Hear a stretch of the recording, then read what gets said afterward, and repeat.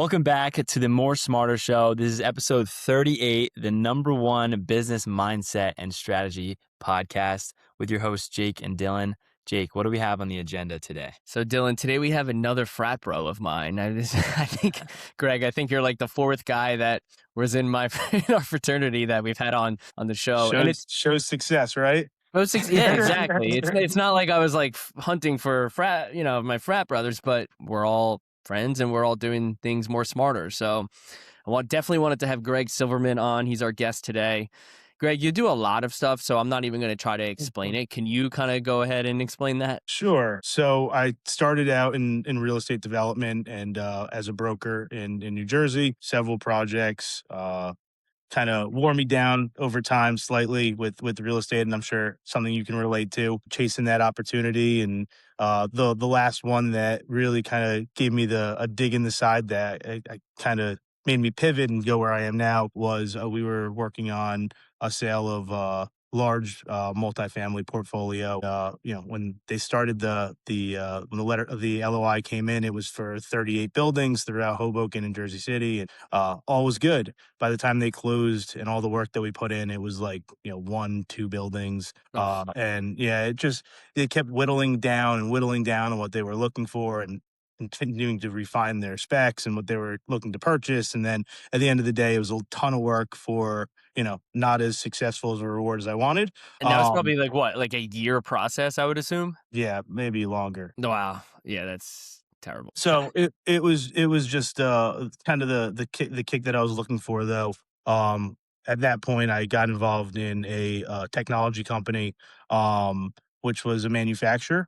And we actually saw a lot of value in that company, which we then acquired and took from a standard manufacturer of lighting fixtures into the technology space and really focused on the technology that was being developed along the way.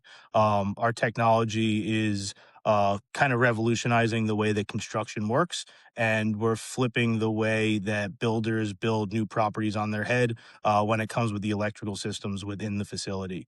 So at a pretty high level, what we're doing is we're trying to remove as much high voltage as we can in a building and replacing it with a low voltage DC platform using Ethernet cables. So the same cable that you would plug into a voice over IP phone or maybe a camera or something, we would now plug in for other things for the operational equipment of a facility. So lights, shades, height adjustable desks, computer chargers, phone chargers, all of those things can now be powered and prefer to be powered by a system like ours.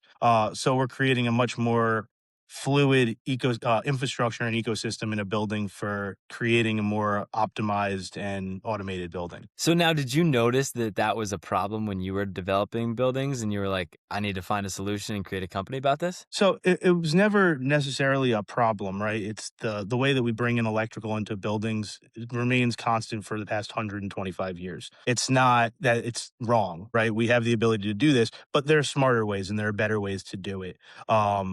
Which is, just like technology. Technology changes so fast. We don't have the infrastructure in a building to keep up with those changes, which is the problem. Yeah, that makes sense. Are you, is your competitor other technology companies or other lighting companies? Yeah. So there are several other controls companies that I would consider as competitors. There's a handful of us that do exactly what we do in the power over Ethernet world. But I would consider one of our biggest competitors to be a company called Lutron, a multi-billion-dollar company for lighting controls throughout the world. We either recognize names throughout the world. Yeah, it's crazy. Dylan, I don't know about you, but like, this is like a little over my head. Like, I don't know shit about it. I know. I was about to say the shit same. what's going on here. Yeah. It's a unique niche that we found in the market. But what we've learned is that it's a rapidly advancing and rapidly growing market. We have some of the biggest partners in the world when it comes to who's actually deploying these systems and helping us push these systems. So with the help of our partners and with the help of some of the general contractors that we work with, we realized that, we can flip this market on its head and we can change the way that builders build buildings. So how long have you been doing this for? Started in 2018. 2018. Yeah, and we've seen the market change pretty drastically over time. I mean, obviously, COVID was a roller coaster. Our company, because of the acquisition, didn't qualify for PPP money, so we just had to stay afloat based on the business we were able to produce.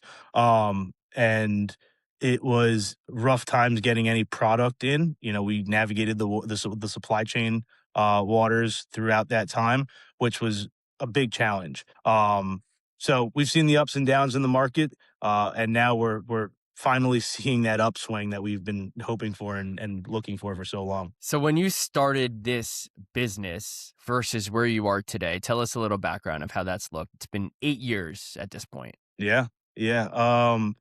When I first got involved, the company was a lighting company, so we were just fixture manufacturer, and we had this kind of bubbling technology invention that our CEO actually created, and has been involved with, pretty much since the inception.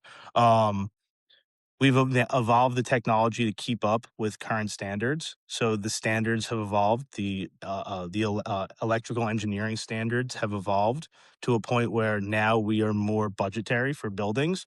So we went from a point where, it was a great add-on, it was a great feature that we could offer, but now we went to a point where it's actually budgetary and makes sense financially to put in, meaning that we are cheaper to install than a Lutron or another one of our competitors.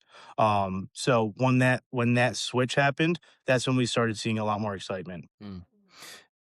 Who is your main customer then for this? Is it new development or is it selling and pitching to current buildings? Our typical customer is new development, greenfield type of properties.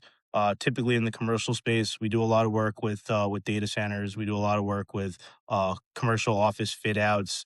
Um, that obviously slowed down quite a bit during COVID, but we started seeing an expansion of that again over the last year and a half. Hospitals, healthcare, school systems. We were starting to see more residential, but that was kind of the last thing to take a footing. But we've seen a lot more in the commercial space. Now, I imagine that people almost, of course, they see the benefit of your business as well, but on top of that, they probably are intrigued about the new era of this. So does that play like a big role in like how you do business? You hit the nail on the head. I mean, I think our biggest selling point and one of the biggest thing that when I'm pitching the product is we're creating a data infrastructure or an AI ready infrastructure in a building, right? We have the ability now to take all of this information that we're collecting because it is a data based infrastructure. Every single point in the building becomes a data point, right? All of our endpoints get an IP address, become manageable and monitorable, so we can know how much power we're using, what the loads are per light or per device. We can adjust things, make fine adjustments. So if let's say a conference room is scheduled to have 6 people in a meeting, we can prep the air conditioner through the system, so it can tell the room scheduler can talk to the HVAC equipment and say, we have 10 people coming in this room. Let's get the room ready for that. Let's say no one shows up for that meeting. Okay, well, let's dial back the air conditioner. We know that no one's actually in here. Let's dial that back. So it takes real-time data and makes it so that we can actually make the building more sustainable and more equipped for a more prolific That's sick. workspace. Yeah, it's fun. That's so cool. So Yeah. you said you started as a lighting company in 2018 and didn't really integrate technology yet, right? When you started? So we had just started integrating the technology. So the company was started in 2009 and solely did lighting. We got into low voltage lighting, which is proprietary. It was much more open, closed platform. If you do this, what we were doing back then, you were stuck in an island. So now what we did is we made everything that we're doing open platform, open source, and standard based. So that way, it gives you a lot more flexibility in the space. It feels like you nailed the timing of that. If 2018, you're kind of saying 2018 started getting like more technology revolutionized, and that it's almost like you knew that like in 5 years ChatGPT will be a thing and then AI will take over and then like this, like because you're building in AI before AI was a thing. I mean, we said back then, we don't know what the future holds, right? We would say, we don't know what the future holds. We don't know where this is going. But if you have a data-based infrastructure and an infrastructure in your building that can pass data as well as pull power over that same cable, you're miles ahead. And 5 years later, to your point, 5 years later, ChatGPT becomes a thing, and now the pitch changes and says, "We know where the world's going. It's all AI, right? Like Yeah. we're set up the infrastructure for this. Now you push one button on your computer, and now your building is AI enabled." It's insane. That's insane. Is there like any more convincing that you need to do at this point? Like, are there still like Right. That's old what I'm heads that saying. are? Like in the beginning, I'm sure there was a ton, but not anymore. Yeah. So we're at a point now where education is starting to get less and less. People are know the technology and understand the technology. Um, we've had some hurdles along the way. One of our competitors was a company called Igor, and they actually ended up putting a real black eye on the market. They did a major project in Manhattan. It was actually for Pfizer, and it there's no secret out there about it. It went pretty far south. Um, it put the company out of business, and it put a lot of design and engineering firms on notice that this technology is still in the works and has a lot that needs to be done with it and blah blah blah. Well, what we did is we met with every single architect, engineer, designer, and installer that was involved with that project and really figured out what the issues were. And built a platform and built a system that would solve for those issues. Less finger pointing, less, what's the problem, extreme flexibility. Those were always kind of our targets. Mm. Did what happened to the build? Like, did the building burn down or something? Am I allowed to ask No, that? no. So the good thing about this technology is you're not gonna cause a fire, you're not gonna cause a shock. That's why, I can pull the cabling, right? I've done deployments and, Jake knows this, I am by no means an electrician, but but I've done projects where I've just pulled some cabling because it's an Ethernet cable. We had an employee in her first day of work. She asked, "What do we do? What's inside of an Ethernet cable?" I took a live wire, I cut it. There's no chance of actually getting shocked, no chance of a fire. The problem was the lights weren't turning on. Wow. um, but it was a lot of it had to do with the manufacturer. They got too big too fast. And they were getting product in and shipping product out without doing a QC process, and product was failing on site, and they couldn't maintain, the failure rates. So that was really the big thing that pushed them over. So I want to stay on your transition from being a nice to have, maybe luxury product into what you called budgetary and more affordable now for the people using it and more needed and necessary with less education required for the consumer. What was that shift like for you guys? It was a lot of education. Yeah. We really hit the pavement and figured out that we need to educate as many people as we could. And we partnered with companies like Cisco, for example, to put on events like an accelerator event where we would go city by city and start educating different design firms. We did a really good job in Manhattan of bringing in all the top engineers, all the top architects, and some of the larger scale customers to showcase what the product was. And we started getting a lot of interest and discovery coming from that. Um, the real benefits came, I would say, when we were able to showcase that this technology is here to stay. Right? It's not You're not talking about a something that's going to be outdated and whatever. This is really trying to future proof your building and put in an infrastructure that will lead to more applications, more flexibility, more devices, whatever you want, more sensors, whatever you want to get from your facility. And to be honest, at that point, the price wasn't necessarily the big issue. We do always see that the value is continuously coming down. I compare it to a TV. right? When a large flat panel TV came to market 15, 20 years ago, it was $5,000, $6,000. Now you can get that same TV for $250. So I think the drive for the electricity and for this type of product is going to get even lower, but we're still in a point where we're a net positive for the building, and we can prove out that it's actually a cheaper deployment. The real value comes from the infrastructure cabling. So you no longer have to put in Romex or BX cabling in conduit.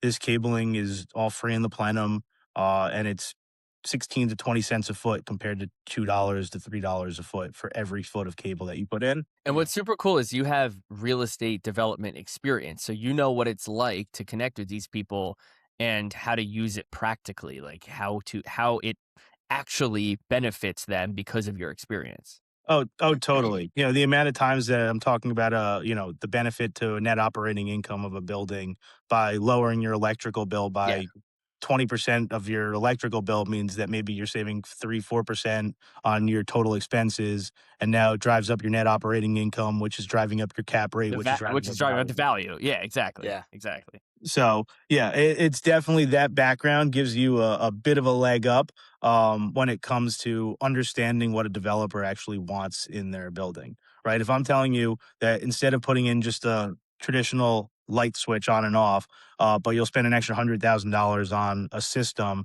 that gives you all of this information and all this feedback and gives you all these automated controls. At the end of the day, it's going to make your asset worth an extra $500,000, $600,000. It's a pretty good win for me. It's totally, yeah, totally worth it, right? Yeah. So the way that I'm looking at it, or the way that I'm assuming the way that it is there's two different aspects of the business where there's the installment of it, and I'm assuming there's a servicing part of it. Is that kind of how it looks? So we use partners for both of those. Okay. We're strictly the manufacturer. Okay. We do have some close partners that we work with that are specialized in commissioning, installation, and support. Um, and we want to just take the manufacturer position. We just want to make the hardware and make the software that can do it. Charge an upfront fee for our hardware for putting it into the building, and then charge a recurring SaaS for the software. So Yeah. let's talk about how you guys have developed a business internally, where I'm sure you started with not many sales, and 8 years later have probably a lot more sales. So how does that look with systems that you have? Yeah, we've gone through and changed up our systems quite a bit. Today we use Salesforce. It's big help for us, but we're constantly evolving and using different platforms as CRMs and keeping track of where we are in terms of projects, the project development. Um, I would say that it really, really is. It's changing the way that we're operating pretty significantly, with the different systems, different platforms that we've been working with. We've taken on a new VP of sales recently, who's actually in the process of reworking some of our systems because we're continuously growing. And with that growth, we want to make sure we have the support mechanisms in place to handle it. Good thing about manufacturing is we can fill product all over the world. We're a global standard. So it doesn't matter if our product is being sold here in America or in Europe or South America or Asia Pacific. It's the same product. So we want to make sure that we have standard practices that are not only based here in the US but globally. Yeah. Yeah, because as we expand, we have been recognizing a lot of support needs in foreign regions. So where you're just only in New York right now, though? Oh, no, no. Okay. Yeah, yeah, Disagree. we're, a lot of our projects are based in New York, but we have projects in Canada, we have projects in Florida, in Boston, in California, in Texas, and majority of the larger states, as well as London, Paris, Milan, Frankfurt. We're doing a project in New Zealand now, so we're doing Wow. stuff all Yeah. over the place. Hell yeah. That's You ever have to awesome. travel there? Or you just make an excuse to? Yeah. It's a That's lot cool. of travel. It's been a lot of travel. I was recently in Amsterdam for a conference, and the conference was very specific about the EMEA region, so Europe, Middle East, and Africa. And we had some very interesting people come over by our booth and look at the technology. The Abu Dhabi airport came by, the head of technology for the Abu Dhabi airport. Wow. Yeah, and it went all the way to like Oxford Health that came by as well. So Mm. it's a big range of customers and potential that were looking. I'm assuming it was your decision to have that meeting in Amsterdam. What gives you that thought? No, Amsterdam would be a good spot though for that. it was nice. It was fun. It was they actually do so it was with Cisco Live. They have 3 events per year. They do one in the States. Last year was in San Diego. This year it's going to be in Vegas. They do one in Amsterdam and or Paris, one of the two. And then they do one in Melbourne, Australia. We typically don't go to Australia. Yeah. That's a But bit you, much. but you still get New Zealand business, which is pretty sweet. We have some people on their sales team that are selling for us. So Mm. what we see is because they're such a close partner and we're promoting the same thing. Like they have a full pillar of their business dedicated to future workplace, and we become kind of a top part of that pillar.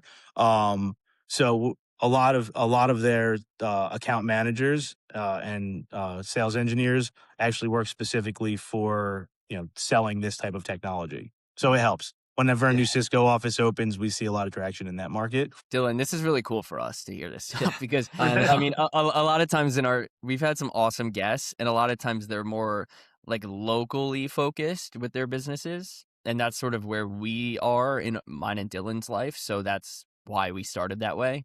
And For sure. a lot of our future guests, because we're booked now for the next 4 months actually with guests, Wow. and a lot of them, Congrats. thank you. Thank A you. lot of them are more globally, working, and this is you're kind of first for us, so this is good Yeah. for us to hear. I like to hear that. Yeah.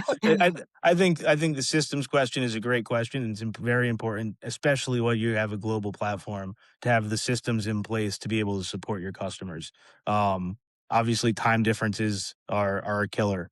So to make sure that you can give them the right support, and that's why we've made the decision to lean heavily on integration partners. They're local in the market, and then we kind of act as a layer 3 support. So if they need help and they can't solve the problem, they'll come to us. But traditionally, we'll lean on our integration partners taking the support. Mm.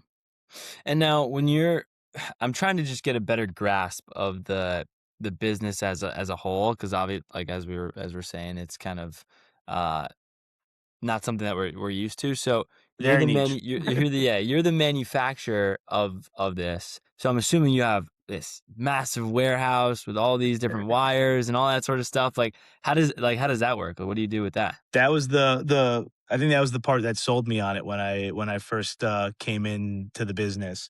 Um, cool machines that are doing some really interesting things. So we have a pick and place machine that can put over I think it's over 10,000 components every 10 minutes or something, maybe 1,000 components a minute on a blank board. So it's the full process is actually really interesting to watch, and it was my first time kind of seeing the full manufacturing assembly process when we kind of got involved with the company. And now the number of factories I've been to is pretty tremendous. But it's like a screen print, which I'm very familiar with from college. One of my roommates was a graphic designer, and we were always screen printing random shit in the house. So seeing that this is just a screen printing board that they layer solder on top, and then they put all the pieces in place, and then it goes through an oven, and the oven gets melts the solder down, and pieces stick to the board. It comes out. There's a little camera that makes sure all the pieces are exactly put where they need to be, and then it gives you pretty much a complete board. That then goes to the assembly where they put the housing together and pop it out the door, for testing. I watched Mm. those videos on Business Insider YouTube. You guys watch that? No. It's like that. Like it'll show like how Domino's pizza is made, and it'll Yeah. just be like Yep. this whole thing you're never thinking of, how the cheese is imported and how it's cut Yep. and how these machines happen. And then I'm just like, holy shit! Like I'm just gonna sell a house and do real estate. It was fun to see though. It's like I couldn't imagine that, doing that every day. But Yeah. it's very cool to see. And then since then, that's one of our factories. That's actually where we do our U.S. manufacturing, and that's based in Staten Island. But we have overflow facilities in Asia and in Ireland. So do you own like the different manufacturer places itself, or That one we you do. Yeah, okay, that one we do. That one we yeah. do. That one, the one in Staten Island is owned by one of the Wait, owners of the company. how the hell do you know where in Ireland to have this place? Good question. There was one of the people that we used to work with, and no longer works or associated with the company. Had a relationship with a technology OEM manufacturer in Ireland. So not that interesting, but it was Right, just someone knew yeah, something. Okay. someone knew something. Yeah, yeah. I think the more interesting story is the one from our factory in China. Okay. One of our founders actually flew out there looking for the right manufacturer, ended up coming back, finding the right manufacturer out there, but also found the pick and place machine that I was just mentioning, and flew back with it with a couple of men from China, and they assembled everything on site and they built the warehouse around it. So bolted to the floor is this assembly line and OEM machine. That that is insane. Yeah, so they essentially built the place around this manufacturing. So what is the staff looking like in 2026? How many people, etc.? We're still growing. We're still small, and we keep it that way on purpose. But there's about 25 to 30 of us right now. So pretty small. And it actually allows us to make pivotal decisions without having to go through layers and layers of bureaucracy. One of our strongest suits is being able to listen to the market and adjust the needs of the product to the needs of the market. That's one thing that we're able to really keep by keeping it fairly small. We do just want to make sure that we have enough to support sales and to support our actual networking and Yeah. IT integrators. Um, but that's pretty much it. R&D is done in house as well. We have a couple people overseas in India that are doing constantly working on our code. So we actually have it down where we have half of our code being done here, half of our code being done there. So it allows for much longer site workday, right? Like we have 8 hours here and then 8 hours there. Back that kind of happens simultaneously back to back. So it allows for us to be working on our code pretty much all day. Holy shit. That's a good idea. Yeah. I'm sure you didn't come up with that. Like I'm sure that's common No. Yeah, in for the sure. industries that are worldwide, but I've never For really thought sure. about Yeah, for sure. It that. allows us to be working on our code way more throughout the day, right? We have half of it done there, here, half of it done there. Our workday ends, their workday starts. They pick off where the other team left off.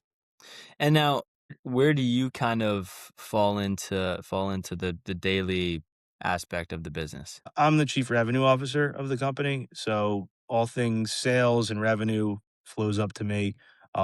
So as I mentioned, we just brought on a new VP of sales, who's helping with creating new strategy and new systems. And then underneath him, we have a couple internal sales managers, and then outside of that, we have a rep network throughout the country.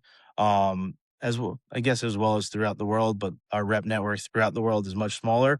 And then we have distribution channels as well. So let's talk about hiring. What's your guys' process with that? Is there a hiring team? Small team, small Okay. team. Yeah, it depends on. We have three people that are no matter what involved in the hiring, and then depending on the department, we'll pull in the department heads. And I'm sure let's say you have 25, workers. I'm sure you're not batting 1,000, 25 for 25 on hitting all good ones, right? Yeah, no. There's definitely some turnover. Yeah. Um, but with that being said, we try to keep it a tight ship, and make sure that the people that we are working with are, as top of the line as possible. And if we see a crack in the chain, we address it as quickly as possible. Yeah, And it's now, never easy, but Yeah. it's the challenges of mhm, running a small business is we all have to be very focused on what we're doing, and our weakest link has to be a strong asset to the company. yeah.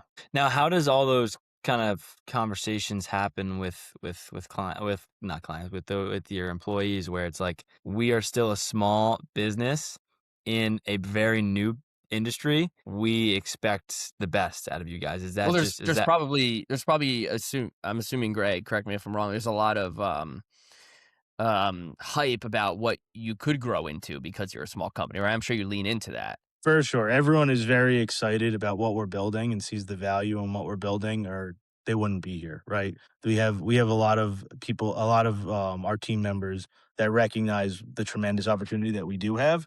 And we created a culture in the company that it promotes taking care of each other and making sure everyone's happy and doing their best. Um we spent a lot of time focusing on culture over really like between 2022 and 2024, I would say, just to make sure that the company has the right policies in place to make everyone feel excited about coming in. And then, incentivize people, make sure that people are happy with their pay, make sure people are happy with, bonuses that they may get, and keep everyone excited to come in the next day. And don't be too hard. I think that's the biggest thing is you got to give people the freedom to do their job well. Got to let them cook. Yeah, That's for right. sure. Yeah, yeah. Sure.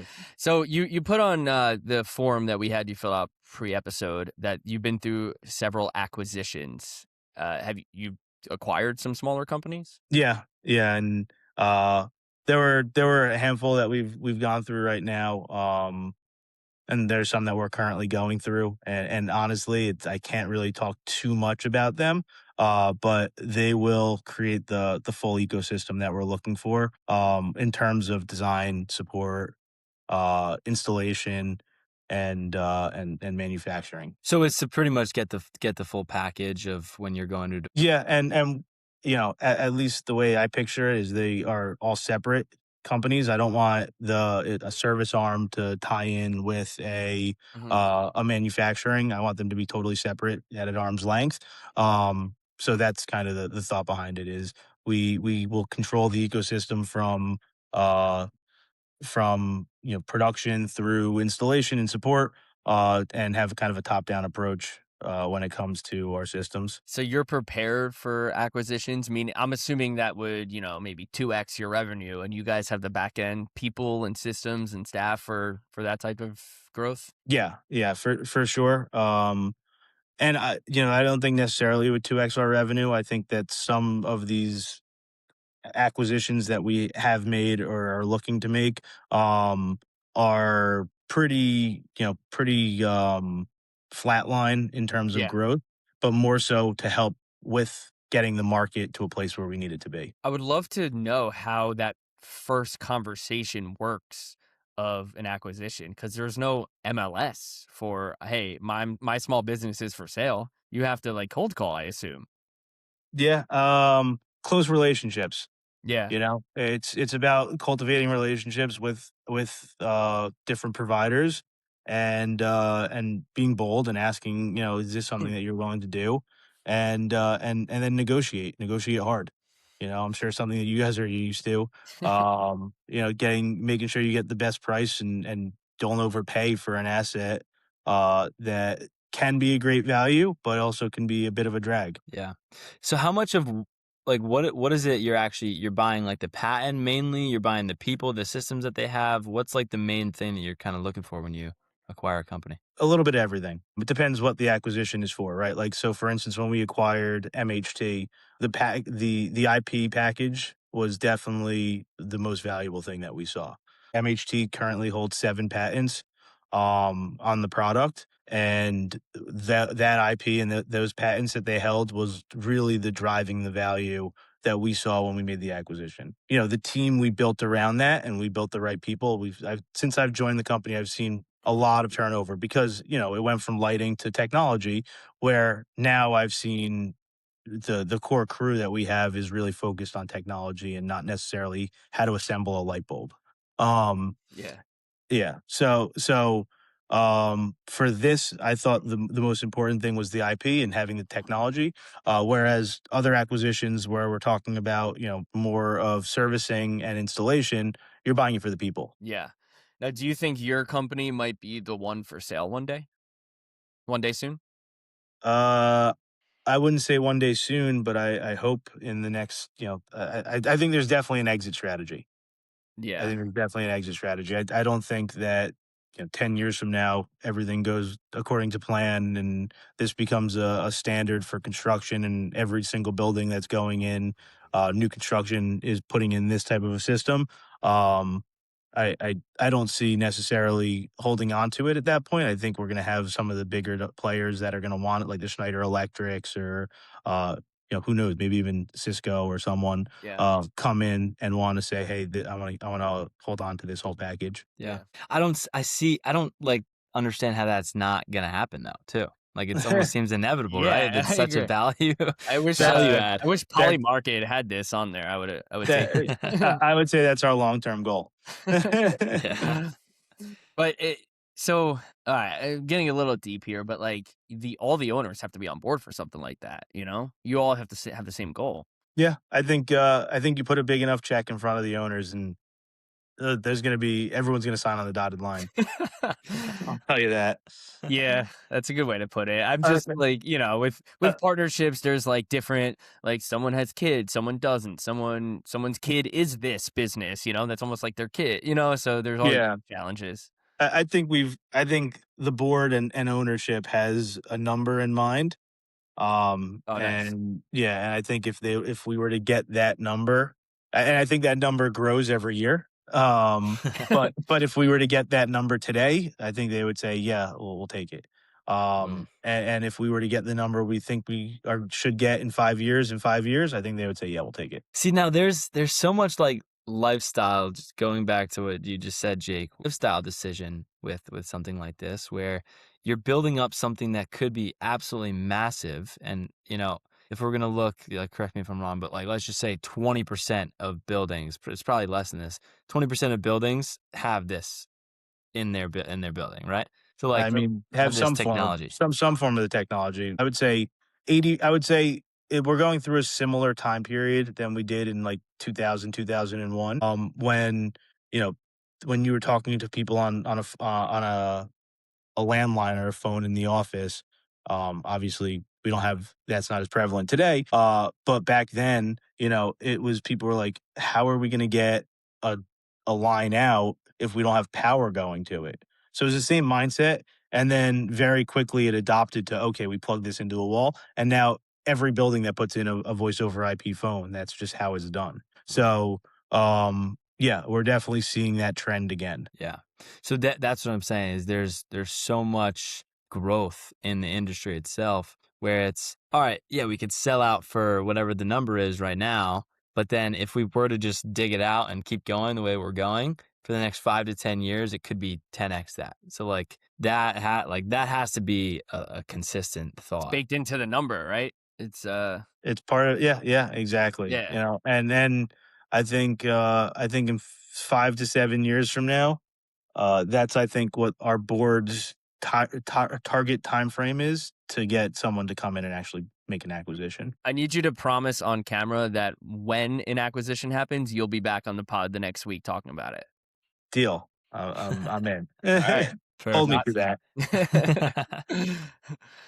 Cool. Yeah. Yeah, all good. It's been a fun journey. There's been a lot, like I said, ups and downs throughout the way with dealing with COVID and navigating the waters of that to, you know, having some of the biggest companies in the world promoting this technology. We just did a proof of concept with Amazon last month. So, we're really starting to dig in our heels with some of these really, really large name companies. And it's just been an interesting journey. And now that is just that's just a relationship that you build with. You call up Jeff Jeff Bezos. Bezos, be like, "Hey, Jeff, yeah, They called l- us. wow, really?" I Jeff got called you. I was like, "Greg, yeah, hey." yeah, yeah, yeah. I got a call one day from a number. I was like, this can't be right. He's like, hey, this is Jorge. It was someone from Amazon. This is on the networking team, and they're like, we really want to do this type of proof of concept. We saw it at some event, and this is what we're looking for. This is our corporate standard. If you can match our standard and you can do this, we'll start deploying proof of concepts. We'll get our global spec team on board. They'll write this in. This will become a corporate spec, and every single desk that we have will be powered by your system. All right. Okay, let's get it rolling. Now you need to promise me that when that happens, you also are back on the podcast. yeah. And that's rolling. That's that we've All done. The first one, and they're getting the data that they're looking for, and then the second one, and then then we present to the big team. So when that happens, though, you're pretty much locked into a contract with them, or it's like official, like you're in their building and now it's forever. So it's more like you're locked into a spec. That's more the value is we're gonna be locked in as a corporate spec for them. So essentially, what it's going to say is all of our desks will have this technology provided by this vendor. So whenever they have a desk, they just call us and they put it in, and then we have the ability to retrofit this for desks. So for them, it's just once that happens, they're going to start calling us and placing 10, 15,000 of these things at a time just to convert their desks. How do you, as a business owner, manage that type of influx? Like, are you like, holy shit, we gotta hire 20 more people? That's tough. That's tough because it's not even something you could forecast, right? Yeah. Like it's like you might have been high in Amsterdam when he made the call. You might not even be real about it. No, yeah, that would be funny, but no, it's pretty real. But yeah, it's to your point, it is like a little bit of how do we support this, and to the point I mentioned earlier, a company like Amazon is a global company, so if they start making it every single one of their desks, how do we support the globe at that scale? So a lot to make sure that we can manage it, but we're up for the challenge. We built a solid piece of hardware, and that's step one, making sure the hardware works and that it's once it gets deployed, everyone's happy. Now I imagine that this is nearly a 24-hour type of a business. Obviously, I know you were saying with your like employees kind of worldwide, you kind of swap, your day ends, their day starts. But for you being in a management kind of spot, like, does your phone ever stop? Like how does that, Yes and no, right? Like I do make sure I have a newborn. Well, not necessarily newborn anymore, but he's 21 months old, so I still think he's a baby. And I try to make sure I have time for him in the evening. So I do make sure that I turn my phone off or stop using it for work purposes after a certain point. But that doesn't mean that I ever really check out. I've answered calls all over the world, in the top of Machu Picchu to wherever. I feel like I'm never really checked off. That's a cool story on the top of Machu Picchu. That sounds real. It was taking calls in everywhere from the mountains of Peru all the way up to Machu Picchu, or the desert of Peru. The desert of Peru all the way up to Machu Picchu. Yeah. So I don't know if you've ever said the name of your business. What is it? What's the company? MHT Technologies. HT. What does it stand for? Or is it like? I'll tell you. So it was MHT Lighting, and that point is stood for Manufacturing High Technology Lighting. We pivoted and renamed it MHT Technologies. So Manufacturing High Technologies doesn't work, so we're just MHT. Okay. Got it. That makes sense. Yeah. It's not like AEY from War Dogs, Yeah. No. We had a name, and then we doubled up on that name and decided just to change it. Yeah. That's sweet. Well, where can people kind of find you if Jeff Bezos is listening and wants to put it in multiple locations, like how can people reach out to you? Our website is mht-technologies.com. On there, we have plenty of information about the system. All of our cut sheets are listed there, so you can dive into some more of the technology. Phone numbers are listed. Reach out on LinkedIn. I'm pretty easy to get a hold of, especially, and I'm always out in the market. So it's the best way to meet and connect with people is to be out and be present. So I make sure to try to be out as much as I can. Love it. Love it. Well, appreciate it, guys. Thank you so much. Greg, thank you so much for coming on. Yes. Yeah, of course. And everyone listening, follow along to the More Smarter Show. Only if you like it. Thanks.